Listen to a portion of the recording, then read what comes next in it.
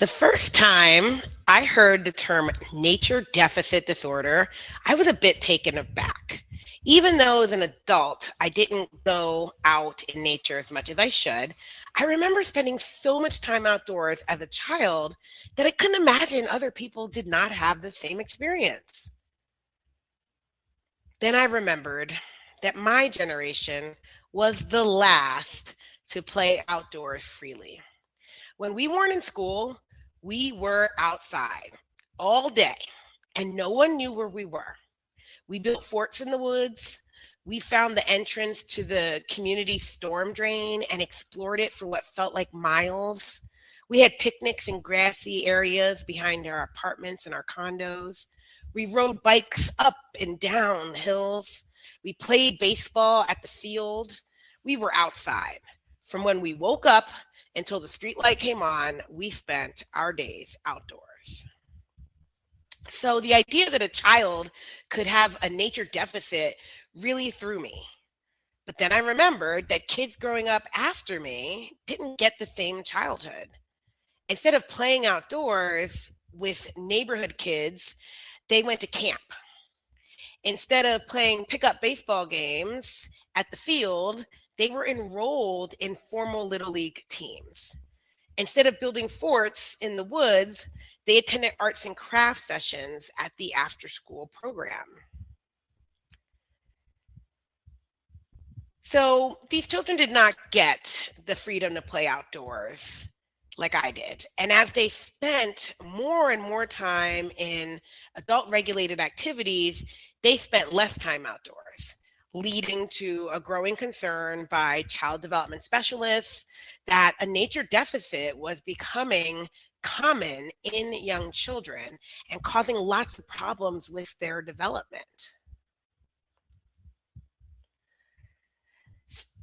So once I became a teenager, I really stopped exploring the outdoors as much as I did when I was during my childhood years. But fortunately, when I got older, I kind of rediscovered my love for the outdoors by going camping with a group of friends 3 times a year. Spending those 3 nights at a time, sleeping in a tent near the Shenandoah River, I began to reverse the nature deficit that had begun to take root in my adult life. And as I continued conducting research in early childhood, I saw how many early childhood teachers were using nature as a co-teacher. Right? And I realized how important this was to combat the growing nature deficit as children's free time becomes overly scheduled and controlled by adults. Early childhood classrooms would be the last resort to ensure young children received as much time in nature as possible. I had that realization, like we are the last front to make sure that young children aren't divorced from experiences from nature and that they're getting that quality time. And that's what we're going to talk about tonight. So welcome back. I'm Dr. Denisha Jones. I'm a scholar activist, a teacher educator, former teacher educator, true play advocate, and creator of a community called Free to Teach Equals Liberated to Learn. We are in the final week of my Embracing Early Childhood Education and Care Values as Resistance, our Wednesday night live series where we dig into the ECE values that should be guiding our work with young children and use a 4-step framework to turn those values into an act of resistance. Now, this last session is not live. Due to some tech issues, I decided to just record the session and share the recording later, but it's still going to follow the same format of the previous live discussions. Wrong one. There we go. If you are joining us for the first time, the series is rooted in 2 special issues of the Global Education Review that I co-edited with Helge Wasmuth, titled Navigating an Uncertain Future by Embracing Early Childhood and Education Care Values. You can scan the blue QR code to access the second issue that was published just a few weeks ago, but there are 2 issues that you should check out. And so each week we take one of the 10 values that I wrote in the call for papers for those special issues, and we unpack it and walk through the 4-step framework, which means naming it, audit it, frame it, and advocate it for it. If you missed any of the previous live discussions, no worries. You can scan the red QR code to find all the recordings on my YouTube page. All right, so tonight's value is, and it's going to pop up on your screen here in a minute. There we go. Leveraging nature is an ideal environment for learning and growth. And I'm so excited because I have a special guest joining me for our final discussion is Tiffany Pearsall. Where'd you go? Hold on. I see you there. Well, it says remove. Okay, now add to stage. Maybe I got to change it. There we go. I could see you, and I couldn't get you on there. All right, here's Tiffany. Hi. Hi, thanks for joining us. So Tiffany Pearsall is the founder and preschool teacher at Play Frontier in Carson, Washington. So welcome, Tiffany. Yeah, thanks for having me. Yeah, this is great. So let's begin with you sharing a bit about who you are and what Play Frontier is. Yeah, for sure. So, hi, I'm Tiffany. I grew up with a very similar nature experience. I was outdoors all of the time, running free in the neighborhood, following irrigation ditches as long as we could go, poking at dead fish with sticks, you know, as you do when you're not totally supervised all the time in the best way. And I ended up, I was a bio major in my undergrad, got my master's in teaching, tried to get a teaching job peak recession in 2010, found myself in preschool and will never leave. Preschool is the best. I love 3 to 5 year olds. They're my people. And I just had kind of a similar experience to you that I realized not everyone had that kind of childhood. And it made me really need to give that gift to every child that came through my classroom. So I worked in a public school and we like slowly took over an irrigation ditch back behind the softball fields on the campus. And it was just this little spot that we called the Enchanted Forest that wasn't very big, but as a child you couldn't see out of it, so it felt huge.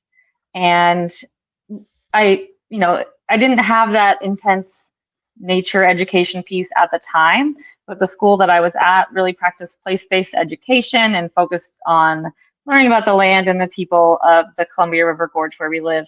And the more I tried to do that at a preschool level, the more I was just seeing how impactful being outdoors was for children. And the more we planned it into the day, let's just go play in the woods, let's go on the walk, let's go be out hanging from the trees, let's bring a bunch of old Christmas trees and teach them how to chop them up. Let's build rope swings. Let's make sure that they dump all the sand that they're going to spread on the softball field right next to it so we can also play in the sand. So it just sort of expanded along with my teaching practice, this little enchanted forest in the back of the woods.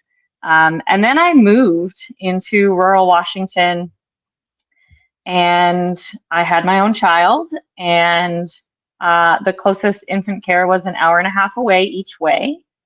And so that really prompted me to open my own childcare where I could bring my son with me every day. And fate would have it that the location we found was an abandoned tree nursery in the middle of nowhere.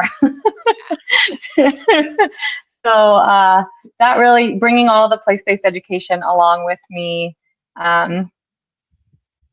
led me to really want to spend all of my time filling this abandoned campus with children and learning and really, forming friendships with different places that we have along the way.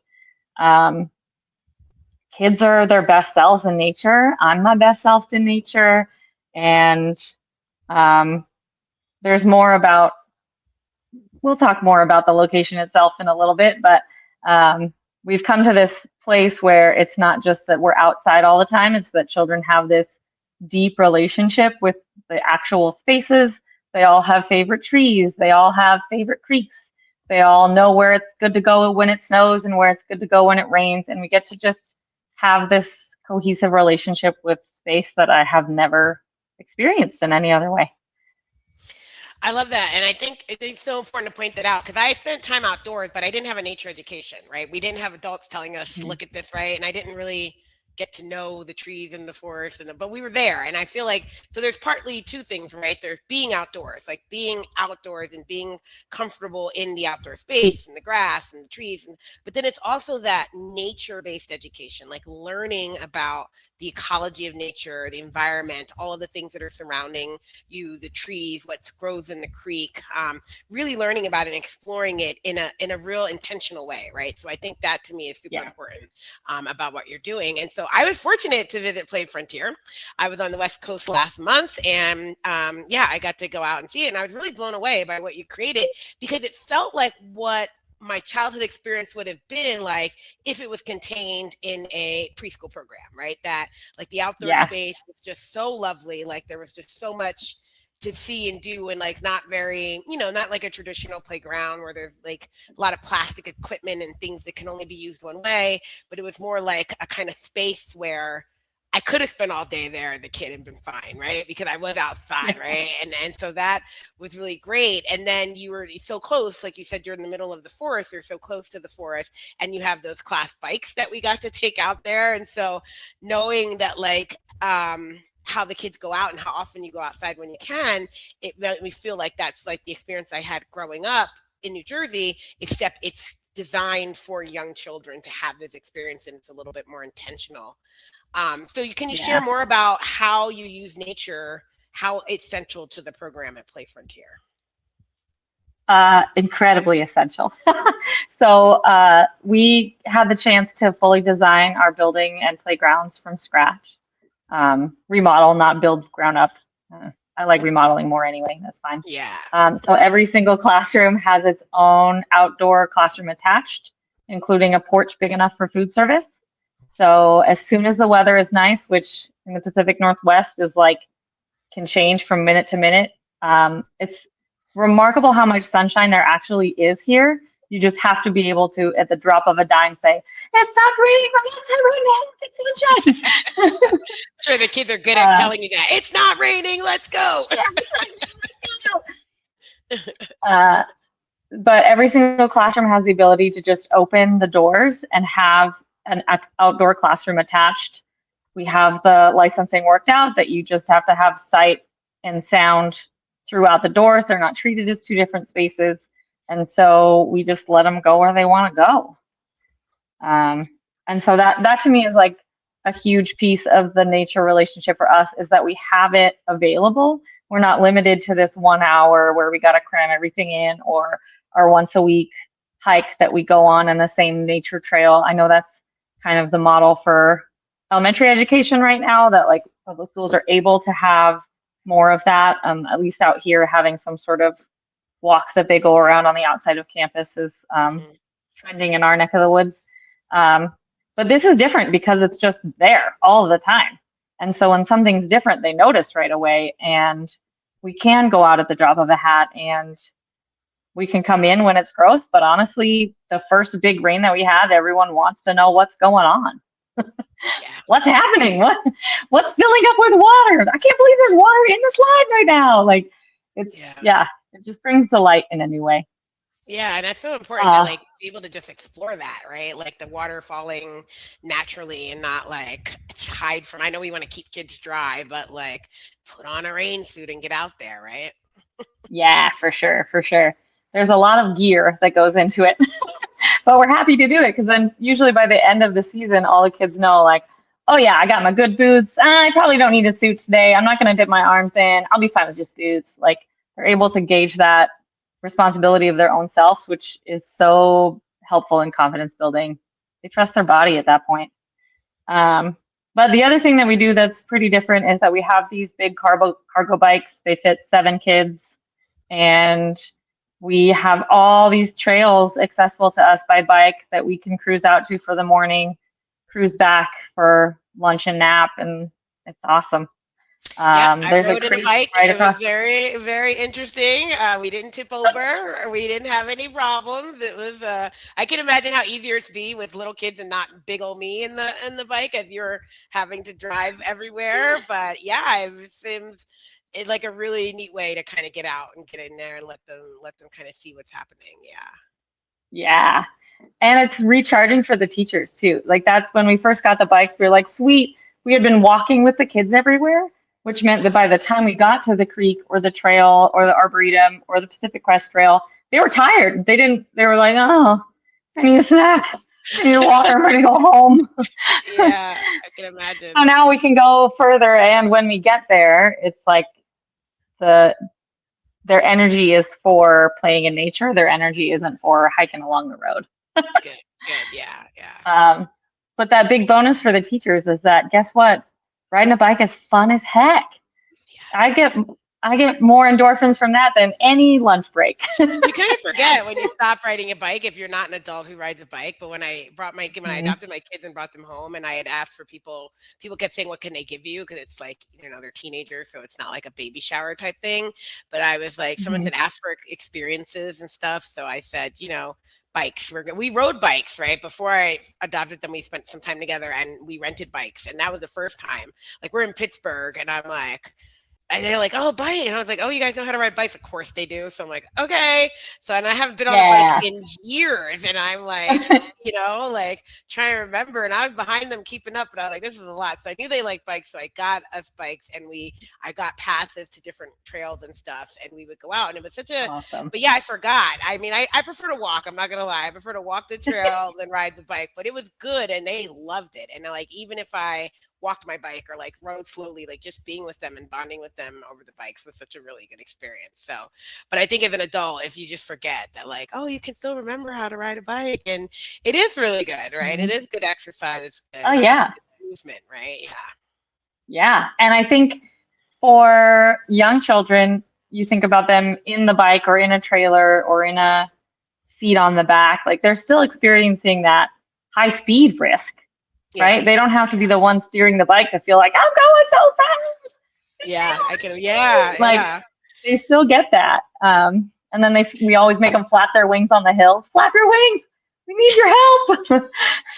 Have you seen the video of the guy? I think he lives in Scotland. He's driving his son around on a bicycle, and it's called Dim Dim Day. And he's always like, "Daddy, Daddy, bird, Daddy, tree, Daddy." Like, have you seen those? They are Yeah, where like he's on the the front, just best. like He's talking in the the whole time. front and he's Yeah. talking, and then it's like he falls asleep, and he literally lays him down and rides the bike while he's asleep, and like he'll wake up, and they stop for Yeah. snack, and it's like, and then there's the video where he's like, "Daddy, I want my own little bike," and everyone's like, "No, you can't." So what are you gonna do when the kids are like, "Miss Tiffany, we want our own bikes. Like we don't want to ride in this bike anymore, right?" Hopefully they'll want to stay there Yeah. with you for a while. But yeah, I think It's part pretty of that fun. Yeah. excitement is that they want the next step, which is to like get on their own. Yeah, for sure. Totally. We'll have to Totally. get you a bunch of little trikes that they can take on themselves. Yeah. So. Well, we've Fair. got, you didn't get to see any of the kids. I'm a big believer in balance bikes.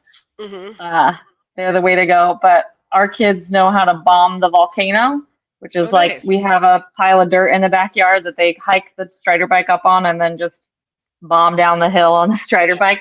And Good. that's how you learn to ride a bike real fast, man. Yeah. When Yeah. they realize, like, oh, I could keep going if I have pedals, like that's all the balance it takes. Yeah. Yeah. That's They're ready to awesome. keep up. And then it's like, oh no, they can ride a bike and they're 3 and they're fast, but they have no concept of traffic laws. So then you got to start doing that. Let's wait for yeah. And you didn't get it. We did that day we were there. There were some bikers, but I can imagine some days there's not a lot of traffic when you're taking the kids out, like to even Yeah, show for them sure. how, like, yeah, you're probably out there. You're the only ones out there, which is kind of nice Yeah. too, right? Yeah, it's pretty great. It's pretty Awesome. great. Well, great. There's so much that they're probably Thinking, learning. Go ahead. oh yeah, so much that I can't even quantify. Like, who Hmm. knows what they're learning, right? Hmm. In a good Exactly. way.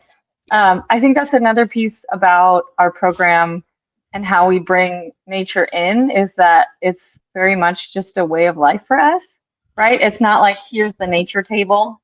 It's like, whoa, we saw the first actual goldfinch at the bird feeder today. Like, let's try to make that color. Let's tell mom and dad about it. Why do you think it showed up today? And that thread runs through everything we do.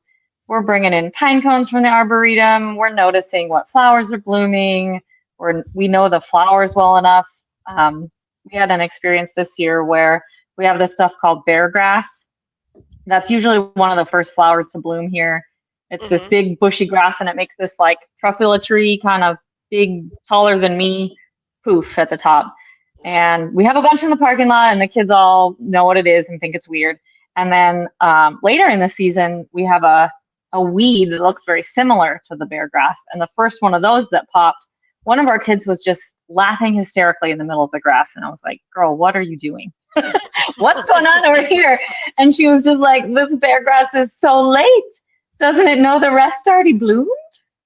And Mm. so she had this like full circle experience where she understands not just what it is, but when it blooms and noticed that it had finished and saw something similar and thought it was funny. She thought nature was making a joke with her on our playground. Oh my goodness. I love And that. yeah, and so like that's the level of connectedness we feel to our place. We know the mama deer and we know that she has twins every year and we know where she keeps them and we make sure that we close our playground gates or else she's going to bring them on while we're out on the hike and then we have deer running around in the yard. So it really is this like nature is not just a third teacher but a peer in our classroom. And I think that that's something that really makes our program unique is that we spend that much time with different places to treat them on this level of friend in a way Mm. that showing up for a hike, you get that superficial experience. But this is more like, oh no, the rainbow tree fell down. What is is the rest of the tree going to be okay? Is it just the one branch? Like, they have this deep sense of care and friendship with the space around them. Yeah, no, and I think that's important too, right? So that, yeah, because it's not just it's an environment, it's a teacher, but it's also like that idea that it's a, people are talking about this idea of more than human, right? Like how do we really get Mhm. kids to think about our relationship with the environment, right? And that's one way. Mhm. It's like it's a peer, it's a thing, it's an entity that we, I don't know if we want to give it like, pronouns and things like that, right? But it is something, right? It Yes. is more than just Yes. space, right? It is this Absolutely. living thing, right? That we want children to understand and to explore. Yeah. I've been Unfortunately, I thinking a have lot about some. that. Oh, go Mhm. ahead. No, no, go ahead. I've been thinking about a lot about places and how they exhibit their own agency and how it's very rare for us to be able to witness it because the time it takes to engage in that relationship is so great for the everyday live in our capitalism lives human Hmm. that we don't have time to notice that. And so that to me is my biggest hope for our nature-based program, that children have that time to experience that and carry that with them through the rest of their lives. Yeah, no, no, I think that's important too, and yeah, to see it as it progresses, as it changes, right? I think I grew up in New Jersey. We Mhm. were all aware of the changing seasons, right, and the different things. But even just like, yeah, just the date, what it looks like after a storm, right, and how everything's connected, right? We think that Mhm. nothing has a purpose in this, but no, these things all have a purpose, right? And that's really Mhm. important. For the kids to understand and for the kids to kind of recognize Absolutely. and see. Yeah. I was trying to add the pictures, but it's giving me a hard time. But that's all right. I'll try and get them in a little bit as well too. Awesome. Well, this is where I usually pause to give the people in the audience a chance to reflect. So the reflection question is going to pop up on the screen, and you can add your response to the comments. And I will, I'll see them in the recording, and I will definitely respond too. But the question is, how to use nature in your classroom or program? Do kids go outside to take a break from learning, or do they learn and develop in the outdoors and maybe with the outdoors, right? Maybe it's not even just in, like, that's one level, but then with, right, as a peer, as a co-teacher, Mhm. um as this part of the ecology of our time together, right? And I think that's super important. Yeah, yeah, kids in nature, and it's funny, they're so used to it. they're so like it's so natural to them, but then for for adults it might be depending on where you're at. Where I know for a lot of us it's like, oh, we don't want bugs on us. I remember when the cicadas came out in DC and I was teaching kindergarten, and poor kids, I kept apologizing like, your teacher is not a bug teacher, please bring those, get those away from me, right? They would come in, look, Miss Jones. So one of the kindergarten teachers loved it, so we all agreed to send the cicadas lovers to her for more exploration and stuff, right? Um, Yeah, but it was tough, right? Because there was lots of different reasons why teachers might not be using it the way. And so I think it's important to think about how you can also get better at that. If you feel like, well, I'm not a nature person, does that mean I can't be an early childhood teacher? No, it doesn't. But I think you need to work on it, right? I think you need to spend more time absolutely. repairing your own time in nature. Like I said, that time going camping really did help me to rethink that. And then how would I then approach working with young children and being more and using more nature in that way? How can you share some of the benefits you've seen when nature becomes a space for children to develop and learn with and from? Absolutely. Uh, Regulation, I think, is the biggest key. Like we're so much better regulated outdoors. We feel just calmer outdoors. Like the stress is not there. Yeah. When uh, people say go touch grass, that's what they mean. Like you yeah, need to like like touch the for grass real. and let your worries go away. Like it really does have a Uh-huh. calming effect on you to like, yeah. hmm hmm Feeling like you're part of something bigger too. Like it's that like we're here as peers with equal agency outdoors. And I think that's beautiful for teachers, especially. And I Mm, think kids pick up on it more than anything that, yeah, my teacher's scared of bugs, but I'm not. And that makes me feel taller than I was a minute ago, you know? mm, mhm. And indoors, teachers kind of have this sense of control over the space and how will I set things up and this is my classroom, oh.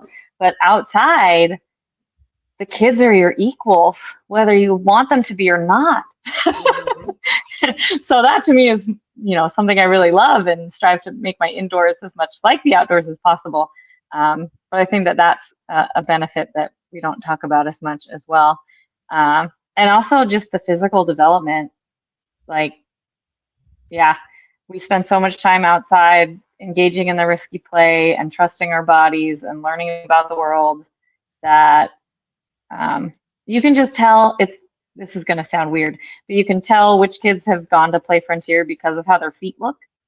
Because they get Mm, like, they know how to use their toes. They can just like hang on to everything because they're mm. barefoot. There are kids that don't even have shoes right now because they show up to school barefoot and we're barefoot all day and then we go home barefoot. So like, who needs shoes? Not us, I guess. If you're in a creek, why? And so all that time barefoot and using their bodies and being very strong, like they just trust themselves. I've also had several teachers say who have worked in other programs that we fill out so many fewer injury reports because Wow. kids just don't Okay. get hurt. And people would think it's the opposite. No, we can't go outside. What if they get injured, right? They would think that. And I Yeah, think the more we try and protect kids from injury, the more injuries they suffer. I don't have for any sure. empirical data on that, but I believe that. Like my Yeah. intuition as a person Huh? tells me that's the Mm-hmm. case, right? And Mm-hmm. I think kids are more, if they do and they're in nature, they're going to be more able to handle it, right? Figure out what to do and like think on their feet quickly and respond, right? But I Absolutely. didn't even think about that. Less injuries being outdoors. Yeah. Yeah. That's, And it's very much the kids that have grown up through the program. You can just hmm. tell. And I warn people that start, if they don't start till their kid is 4 or maybe 5, I'm like, first month's going to be kind of wild while they learn how to trust their body and learn, like, oh, don't stand on that if you know it's wobbly, you know? Yeah. That trusting, Same with, that's so important. yeah, Yeah. They have to and learn that to assess the testing, like they risk. have to learn to Yes. Yes. test. Yeah, yep, Yes. Is this going to be yep. sturdy? Can I climb up this? Can I cross that? Is it hmm too deep? Am I going to get hmm wet? Right? Like they have to hmm figure all that for themselves. All right. I'm going to try something I haven't done before, but it says I can share my screen. And here Ooh, is the photo. So can you see that? I don't know if you're seeing I it. cannot see it.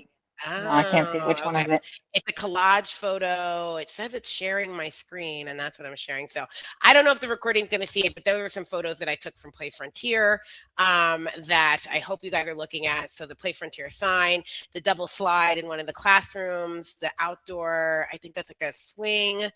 There we are in the bike. Tiffany's in the back, and I'm up front, and she's riding the bike. There's a tree there that we saw next to the, because you can talk more about that. It's, you're near an arboretum, right? And then Yeah.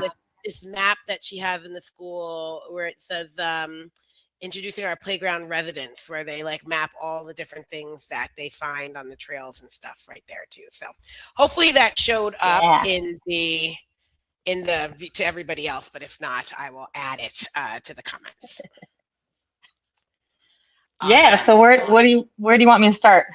So, well, let's get into this advocacy framework, and that'll give you a chance to keep talking about the perk that you do. So, I created this framework because thinking about we need to embrace values, but as a form of advocacy. And so, what does that look like? And I think people think advocacy is like going to the hill and lobbying. And I'm like, advocacy begins with talking to your hairdresser and your mommy group and your neighbors, right, and your family members, right. It doesn't have to be this big thing. It's just how we talk about the things that matter to the people, right, to the children, to the families, to everyone.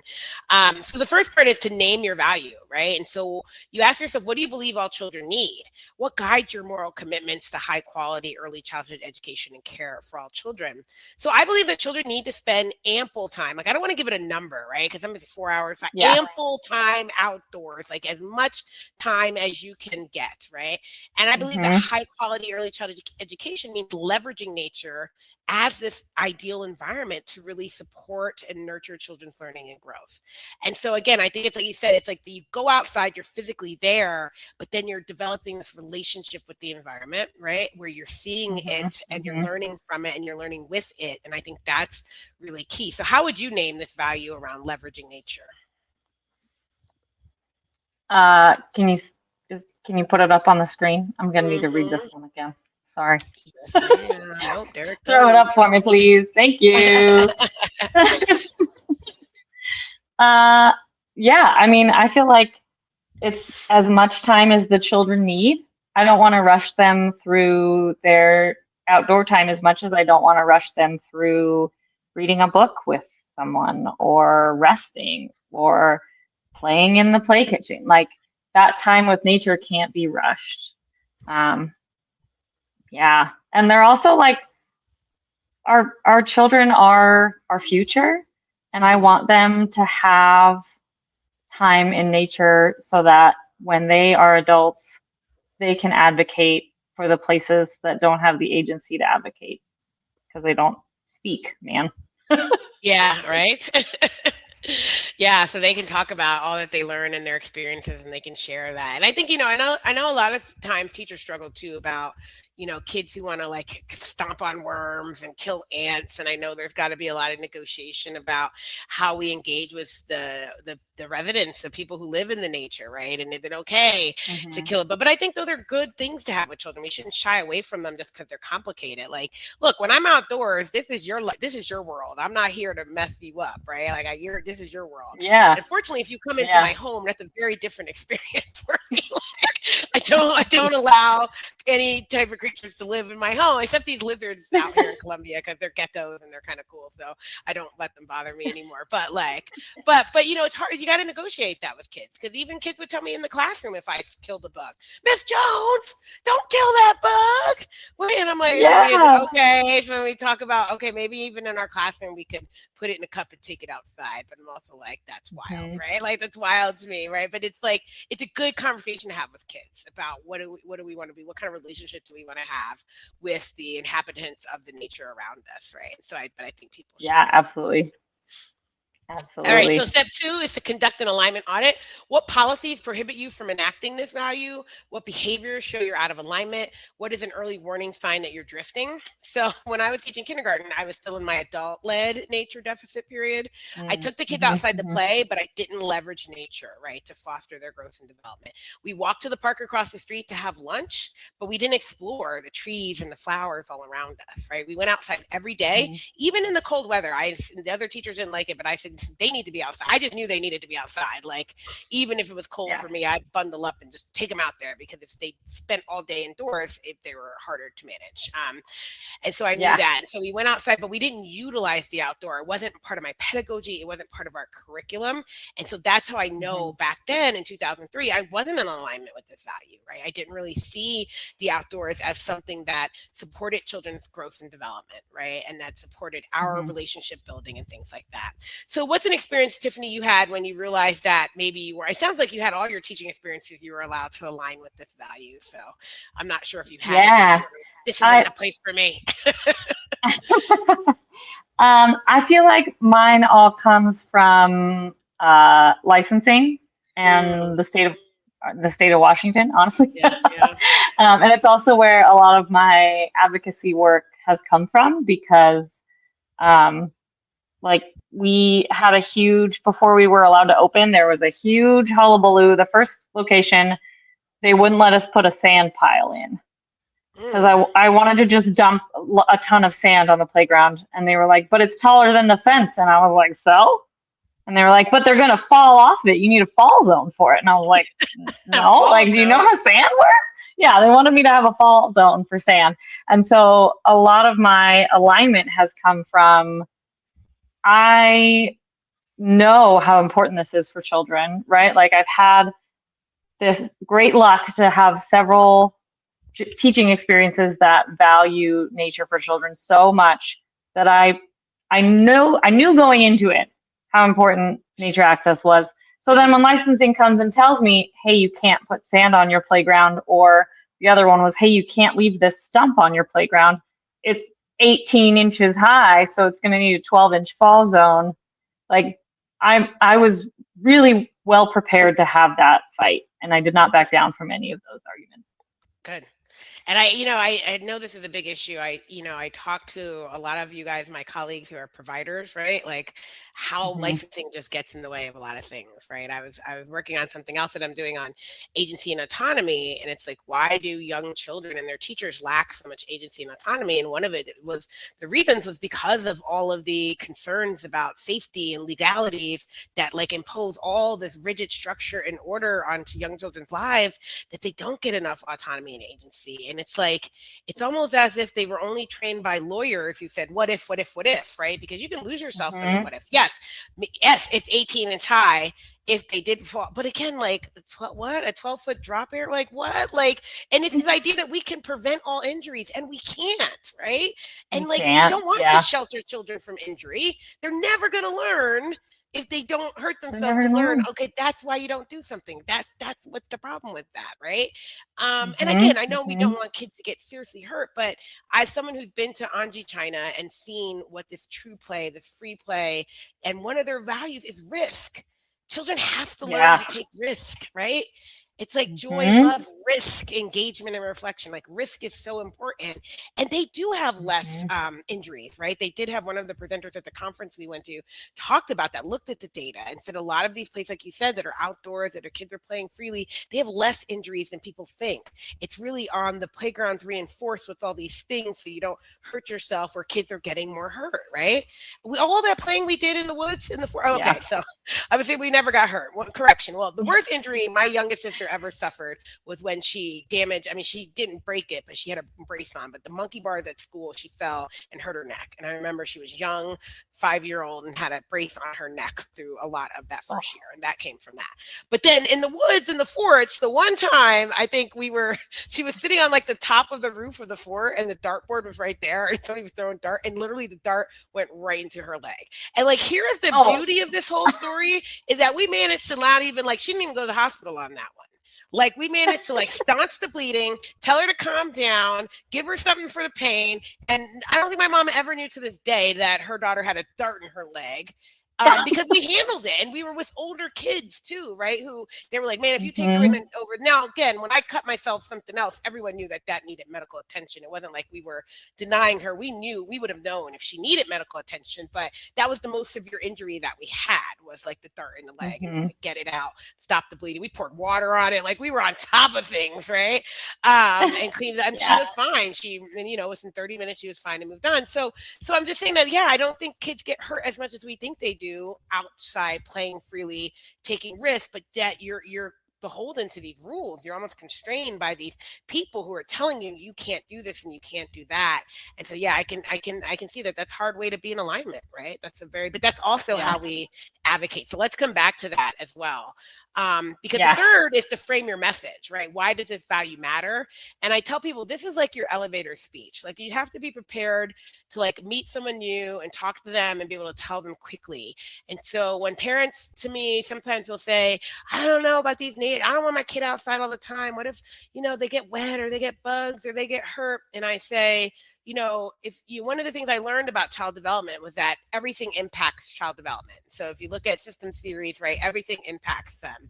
And so the nature ecologies also contributes to your development. And so I talk about what are the things that they're not getting, right? Like running out to being outside. I tell my niece this, who's got my great niece is 4 or 5, like why she needs to run around barefoot, indoor and outdoor.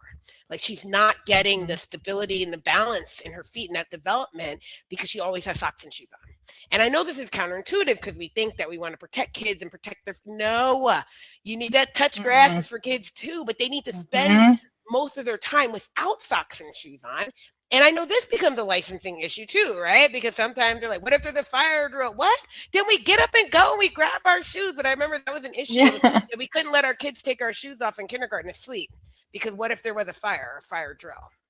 And I'm just like, then they get up and grab their shoes and run out the door. Like, what? I don't understand. Like they, but like kids could never be barefoot in a public school kindergarten classroom, as opposed to like a preschool environment where they might have been. And I know that becomes issues, right? So how do you convey the importance of learning with and from nature to like a prospective family? Yeah, so our main mission is conserving childhood, is how we describe what we do at Play Frontier.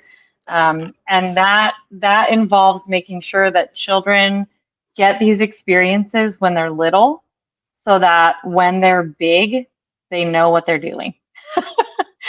And I explain that to parents too. Like, I'd much rather a kid jump off a crazy high rock now when they bounce than when they're 13 and their leg snaps. Like, let them figure it out now. As someone who tore their ACL in their, were they 40 then yet?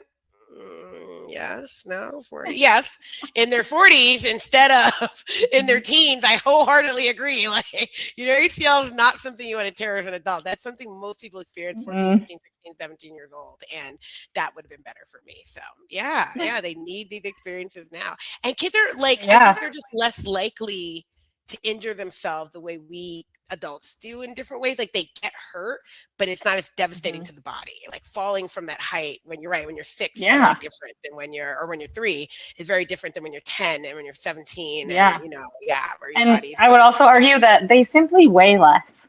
There's less mass. Yes. And I also want to clarify, it does matter. There's less height to go from when you're only this tall, And I don't want to say that like everything is because they get hurt less. The other big piece that I bring into talking to prospective parents and whatnot is this idea that every generation remembers a wild space as less wild than the generation before them. Oh, okay. Does that make sense? So like what I consider, this like totally wild, deep part of nature is like, because of how the clock works, it is less wild, less diverse species, more inhabited every generation that comes after it. The human footprint continues. And so making sure that our children get as close to a truly wild place of nature is so important, so that they remember that. So that when they're adults, they can say, I remember that there used to be bugs on the windshield every time we drove home from the lake. Where did the bugs go? And like, that is that environmental advocacy piece that comes after the children advocacy, that I want adults that wonder where the bugs went. Yes. Yeah. Start thinking about what we can do to preserve, right, the nature and make sure that we're not causing its decline, right? And that, we're being responsible stewards of the land. Yeah. That's super important. Exactly. Yeah. Awesome. That's our other tagline, is that environmental stewardship starts at birth. Yeah. I love that. It really And does, so it man. sounds like you've really addressed the fourth step, which is to advocate for the value. How can you, in your personal and professional life, share the importance of this? So again, I personally advocate for this value by highlighting the many nature-based early childhood programs that I know of and the educators who are really leveraging nature every day. I've talked a lot in these 10 sessions about Melinda Marshall and her program in New York. I had Yeah, Kisa, Melinda. yeah, I had Kisa on as a guest, and I talked about her program and her Hey, getting Lisa. outside. Yeah. And yeah, just all of the Akeisha, my observation, my biggest, I mean, spent one day at your place, but the kids weren't there. But I got to do 3 days at Keisha's Discovery, not the one she was at most recently, but before that with the multiple teachers. I got to do Mhm, three mhm, days with the children and teachers there observing. And so talking about what I saw in that program and how we left, went to the creek, like walked across, she got that space that mhm, was right next to the wooded area, and we took the trip in mhm. the afternoon over there. And even the Play Empowers retreat, right? When I think all of Yeah. them, we've gone outside and gone into nature and doing those things. So yeah, really Mhm. sharing what I've Yeah, learned and observed Keisha. from these programs, and then offering to, sorry, I don't know if I cut out there, Nope. offering support to those. Also, people working on nature-based learning policies. I know Maryland has been working on passing some licensing laws around nature-based programs so that they can do what they're doing. And maybe Mhm. if you had that kind of, I don't know if Washington, if you can get a nature-based designation where, oh, your rules against sand and tree stumps don't matter because we're in the nature all the time. So how about you? Any thoughts on how other ways that you advocate for this value? This is my favorite thing, so steer me in the right course of action here. Sorry, the sun is Okay. setting like right in my Oh, I eyeball see it. too. Yeah, it looks really good. But yeah, There it's you really bright go. too. Yeah. There. Try to shield us a little bit. Mhm. So um, I jumped on the outdoor preschool pilot program in Washington. We do have outdoor nature based as a licensing designation in Washington. Um, I was on that as much as I could be while simultaneously opening a program. I like to do too much. That's part of Yeah. who I am as a human. Uh, and we found that based on the regs, we still had to have a regular license. And so Play Frontier lives in kind of this weird void where we're a full day program. We accept subsidy kids. We are here from 7:30 to 4:30 every day, all year long. It's not, when outdoor nature based first started, it was like, oh, they're half day programs. We're outside for 3 hours and we're all outdoors. And like, that doesn't work when you have a 10-hour day with infants Mhm. or a 9-hour day with infants. Um, and so from the very beginning, we always have had nature as a core um, to our philosophy. What has been interesting is making sure that licensing agrees with that core and always having the time to put up a stink. So making sure that our licensing standards are the same as outdoor nature-based standards, or if they're not, why not? And how can we write a waiver to make it make sense? And really working at the state level to make sure that childcare providers have fewer barriers to make sure that nature is something they can bring into their program. Um, yeah, I, That's I think awesome. Yeah. the funniest example is that it took them 6 months. No one had ever asked them if they could put children in bikes before, and so it took them 6 months to decide that our bikes weren't cars. They kept saying, well, it's a vehicle, so you'll need car insurance. And we're like, bro, no one's going to give us No, car no, insurance for this. it's not a vehicle. Yeah, It's got a little motorization, but you're not even going like, I don't think could you even yeah, go 20, 25 miles an hour like a car? Like, yeah, yeah, I uh-uh, think it's pretty slow. Yeah. yeah. And so that actually has come up a lot. We joke about it with our licensor now that is this a licensing problem or is this a Play Frontier problem? Because we do things different and we want the regulations to reflect that difference is okay. Yeah. Well, that's good. And yeah, definitely. And it's hard because, they have their own reasons, I guess, for doing things. And again, a lot of it is about thinking about protection, thinking about lawsuits, thinking about safety, but that can't be the driving factor, right? Because if that drives Yeah. everything, then kids' childhoods are going to be ruined if it's all about protecting them from all the possible harms, right? They're never going to leave Yeah. the house, right? I think I said it in And another one, unless we want to put them in a bubble wrap and then we can't let them leave the house. So safety is important, but mhm, it can't drive everything that we do with children. absolutely. And we're reaching this really, um, I don't want to say scary, alarming precipice where we're about to have teachers and licensors that don't have that childhood experience at all. They've only had the curriculum driven, Yep.